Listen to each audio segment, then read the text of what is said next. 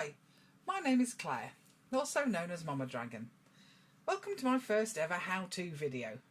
Today I'm going to be showing you how to make a drop sash that hangs from your belt. I'll talk you through each stage from making your pattern, cutting out the fabric, painting the design and finally sewing the sash together. Hopefully by the end you should know enough to be able to go and make your own. I'll include links at the end of where you can get all the things you need to make this design.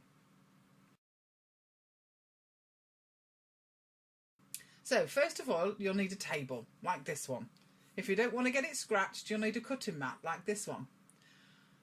First some tracing paper and then some scraps of fabric. It just needs to be big enough to make your sash. Then you'll need some interfacing, preferably iron-on, and you'll need some acetate. Pick yourself a nice simple design from the internet. This one's a stock image I found, and some sellotape. And a ruler. You don't need one quite this long. And a set square. You'll need some fabric paints in whatever colours you want to paint it. And some paintbrushes. And a nice pair of sharp fabric scissors. Some paper scissors. And some thread scissors. You'll also need some pins. And a cutting knife. And if you want to show off like me, you'll need a ribbon with your business name on. You'll also need a sewing machine. It doesn't have to be quite as fancy as mine. Mine's a Janome. All you'll need is a type of machine that'll do a running stitch. Don't worry about all the little fancy stitches. You'll also need an iron. To start off with, I'm going to show you how to make your pattern. So this is one I've already cut out. And as you can see, it's around... This one is around 26.5 inches centimetres long. No, inches long. Sorry, my mistake. 26 inches long. You can make it whatever length you need it to match your height. I'll show you how. So get your piece of tracing paper or wallpaper lining paper or any kind of paper you want. Measure yourself from your belt down to the length you want the sash to be and draw a line. At the top of this, you need to make sure you need to add an extra 5 inches. Use a set square to mark off the end. I make them about 7 inches wide. Here where you can see what I'm doing now. Look, I'm adding an extra 5 inches onto the end. This is the fold over where your belt is going to go through.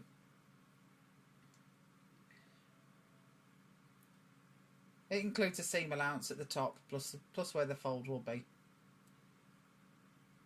And the rest of the length of the belt sash will be however long you want it. If you're 6'5", you're going to need one a lot longer than somebody that's only 5 foot nothing.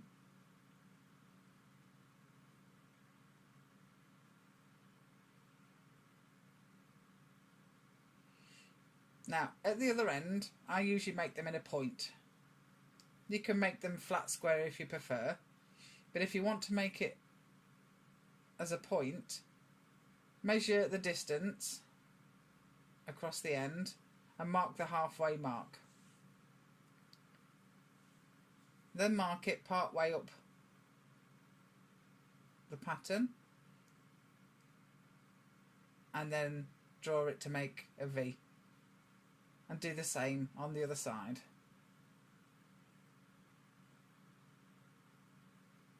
Don't do like I've done there and scribble it, use a ruler. When you've got your pattern drawn, cut it out and it should look like this. This is the one, as you can see, I've used this one quite a few times. This is my generic, I'm an average height belt sash. I've made them longer and I've made them shorter. Now, get 2 pieces of fabric and lay them both down together and place your pattern on top. This is a double layer of fabric because you're going to be making the front and the back at the same time. Or you're going to be cutting out the front and the back at the same time. Now holding the pattern down start pinning. Make sure your pattern goes up and down, horizontal, vertically, along with the grain of the fabric. Make sure the grain of the fabric is sitting horizontal and vertically wherever you put in. Do not do it on an angle like this. Don't do it on the diagonal. If you do it on the diagonal, it'll go all stretchy. It's called cutting out on the bias. There are some items of clothing and things where you can cut things out on the bias. But for this, we most definitely don't want it done like that. Smooth out the pattern as you're going, popping your pins in. And once it's all done, get yourself a nice pair of sharp fabric scissors. These ones are Fiskars. I'll put a link to these at the bottom. And also make sure nobody uses your fabric scissors for anything other than cutting out fabric. And if they try to, you have my permission to stab them with not your fabric scissors. Get another pair. When you're cutting out, make sure you get as close to the line as possible, as close to the pattern as possible, and as neatly. You use long strokes of the scissors, starting right at the top until you've closed the scissors. If you do it in little short, sharp blasts, you'll get jaggedy bits and it never looks very good. And the neater you can cut this out, the better. Staying as close to that line as possible. Try not to cut the template, because this will blunt your scissors.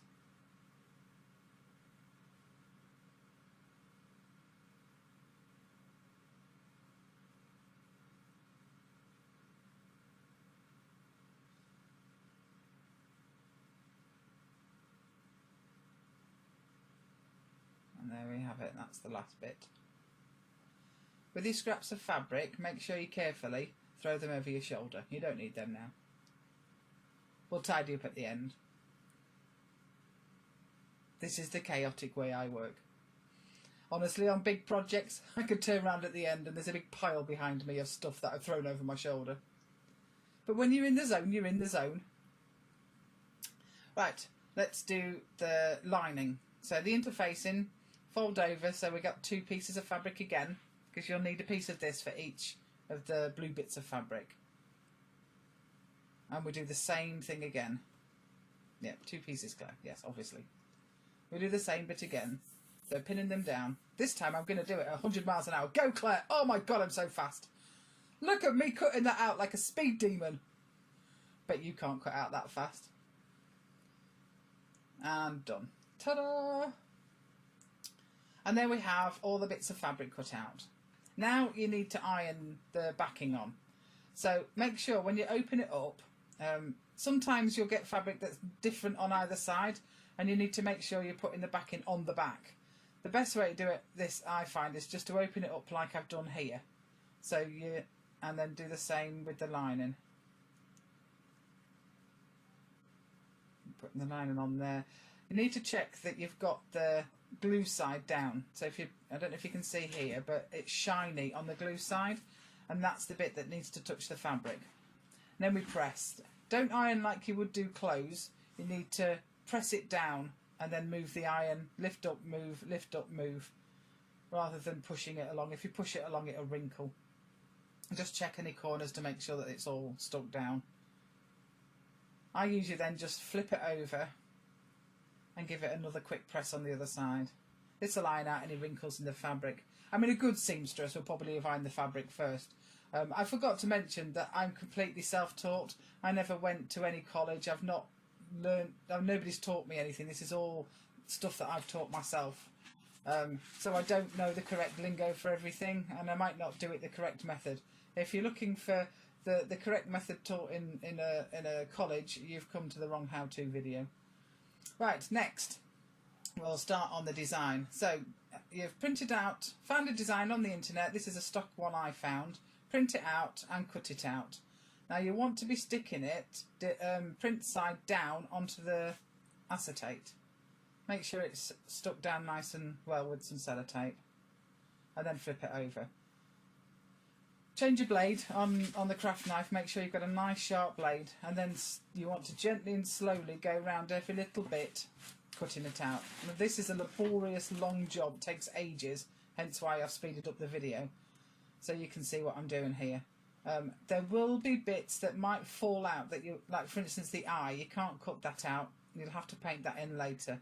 When I did this one, the little circle in the middle where the wing is also fell out, but I can paint that in afterwards. So long as you've got the basic outline, the rest you can fill out. So then sellotape the acetate onto your belt sash and stick your belt sash down. It can't move. And then you want your fabric paint. Now I'm using kind of a dry brush technique at this point, and I'm just going around the edges. Can you see I've left the middle out, and I'm going to paint that in now by hand. There we go. And then I take the acetate off completely, and I'm left with that outline. And now all I'm doing now is just painting in over the top carefully with the lines that I've got from the dry brushing. I've tried it by putting all the paint on the acetate, you know, doing a full layer that way, but it tends to weep underneath the acetate, and it doesn't look very nice. Whereas if you do it this way with the dry brush, it's just enough of an outline that you can see what the picture's supposed to be, and then so long as you're careful and you're fairly steady-handed, you can just then paint over the top. And this is basically the technique I've gone with after much trial and error and many tears and it not going right. And this is the way I do it. So I'm going to shut up for a little bit and you can watch me paint, and I'll put some crap music on for you. Off you go.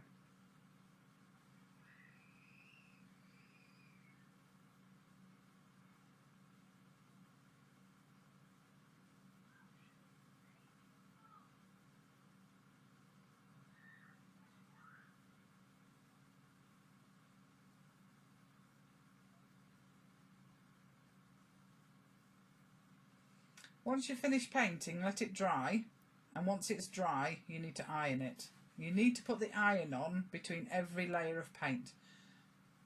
Usually I would give this another coat over the top just to make sure that that white was solid, but for time's sake today I've only given it one layer. But you need to iron it, lots of heat. Now I'm going to just go over with some details with some blue. This actually looks a lot brighter in the flesh. You can see all the little details.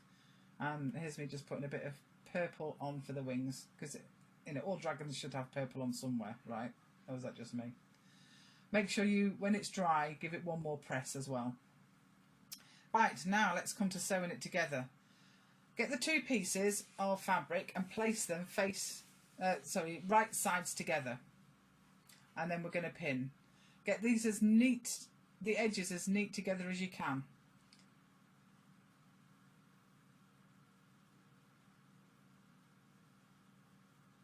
Right up into the corners. Make sure the corners, I always do the corners first, and then make sure the middle bits are pinned, and then same again on the other side. And we're going to start at the top, and you need to go up and down a couple of times with the stitching, and then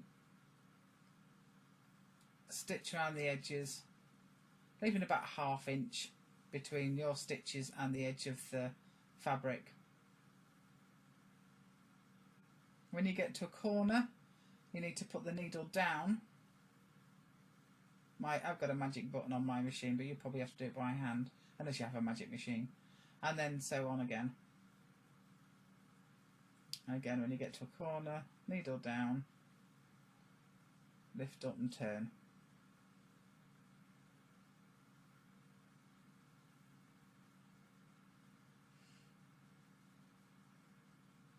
Now I have absolutely no idea if my method of sewing is the correct way to do things or not. And in honesty, I don't even care anymore. It works for me. I've made many costumes with my cack-handed way of doing things. And like I say, completely and utterly self-taught. I never even read a book. I just picked up a sewing machine and kept going until I figured it out. Right, cut them out. You need to trim all the edges. When you get to those corners, make sure you trim right up towards the stitches, not onto the stitches. Leave a couple of mil, but no more than that, and then you'll get some nice sharp points when you turn it right way around, which is what I'm doing now. So put your hand in, grab the bottom, pull it through. It's a bit stiff, but there you go. And then find something pointy to poke with. I use the end of a paintbrush is fine, not one of the wet ones I've just used, but a dry one. and then just gently just tease in the corners. If you poke too hard, your stick will go right through the stitches and then you'll have lots of things you'll regret. But gently just tease the corners. There we go. Now at this point you could just press it, but I prefer to stitch around the edges because it gives a much neater finish to the edges of the piece. So I'm just going to go around first and pin it, just to make sure that it all stays nice and tight to the edges where I want it. Like I say, I could press it at this point, but I'm lazy and I hate using an iron. And again, I'm going to stitch around. This time I'm going to stitch much closer to the edge, only about 2 or 3 mil tops away from the edge, and as straight and as careful as I can, as this is a neat top stitch. You want it to look nice. I've picked my thread as well, by the way, to match the fabric so it doesn't stand out. You could use an alternate colour if you wanted to, as a contrast. You could do zigzags if you wanted to and make it a feature. Be careful when you get to these corners. That's it. Needle down, turn. Now, because these corners always get stuck, so you say, "Oh, stupid, fuck you," and off we go. Oh, by the way, my how-to videos are going to have a lot of swearing, because that's what I do, swear a lot. I also rate all of my things that I make on the MF scale, so it's basically how many times during a project something goes wrong and you yell "motherfucker." This is a 0 motherfucker item. That is a 0 MF, which is one of the easiest things you can make.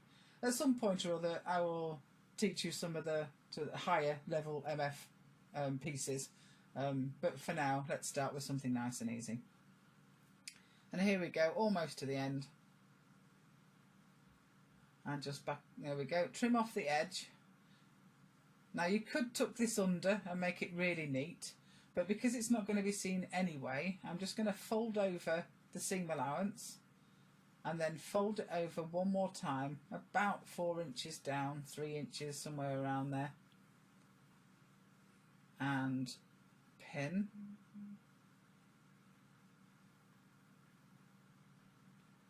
Just flip and pin this side. And last but not least, I'm going to stick one of my labels in, because I do try to remember to put one of these in everything I make.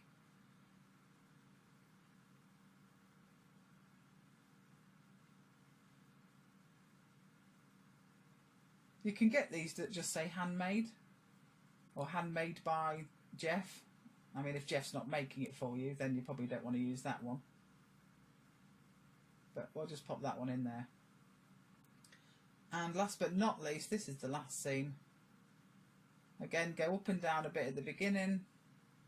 I've got a special magic button that lets me go backwards. And then sew down. Try not to stab your finger on a pin. Now we're going to pretend this next bit didn't happen, because my needle, I believe, is about to get jammed. Any second. Wait for it. There it is, look. And my machine went no, so turn it on and off again, and we'll just go backwards and forwards again. It did not want to chomp through about 6 layers of canvas. And that's it. We'll cut that off. Take the, something's got stuck. There we go. Snip off any threads. Take those last couple of pins out.